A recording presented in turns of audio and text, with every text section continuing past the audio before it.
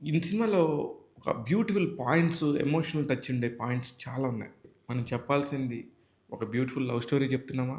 లేకపోతే ఒక విలనిజంతో ఉన్న బ్యాక్‌డ్రాప్ చెప్తున్నామా? ఒక students emotion of college drama చెప్తున్నామా? అనేది అర్థం కానప్పుడు ప్రేక్షకులు ఇబ్బంది పడతారు. ఈ పాయింట్‌లో కొంచెం నాకు మైనస్ అనిపించింది. కిళ్ళి క్రాంతి విలన్‌గా చేశాడు. ఫస్ట్ నుంచి కూడా కొట్టుకుంటూనే ఉంటారు. ఒకసారి ఒక థాంక్స్ అనేది చెప్పడానికి హీరోకి ఇష్టం ఉండదు. హీరో ఎందుకు చెప్పడు అనేది క్లైమాక్స్‌లో లాస్ట్ సీన్‌లో చెప్తాడు.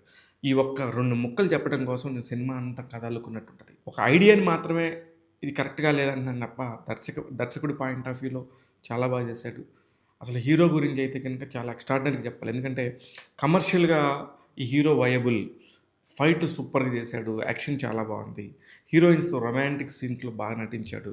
మదర్ ఎమోషను, వాళ్ళ ఊరు గురించి చెప్పినప్పుడు మాట్లాడిన తీరు అన్నీ బాగున్నాయి. ఒక ఐడియా మాత్రం ఖచ్చితంగా ప్రేక్షకుల దగ్గరికి సరిగ్గా చేరదు అనే ఒక పాయింట్ అయితే 'దిల్‌రుబా' సినిమాకి ఖచ్చితంగా వర్తిస్తుంది. మధ్యస్థంగా ఓకే. ఒకసారి చూడొచ్చు. ఒక ఎమోషనల్ పాయింట్.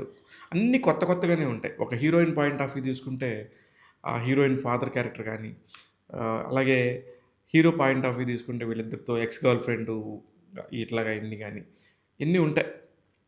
రకరకాల ఎమోషన్స్ అన్నీ గూడా మిక్సీలో ఏస్తే ఒక జ్యూస్‌లాగా తయారైంది తప్ప, ఇది పలానా అని జెప్పేసి చెప్పడానికి అసలే ఎటువంటి పరిస్థితుల్లో గూడా అవకాశం లేని సినిమా 'దిల్‌రుబా'. ట్యాగ్ తెలుగు 'దిల్‌రుబా' సినిమాకిస్తున్న రేటింగ్ 2.5 ఔట్ ఆఫ్ 5. నేను మీ శివ మల్లాల.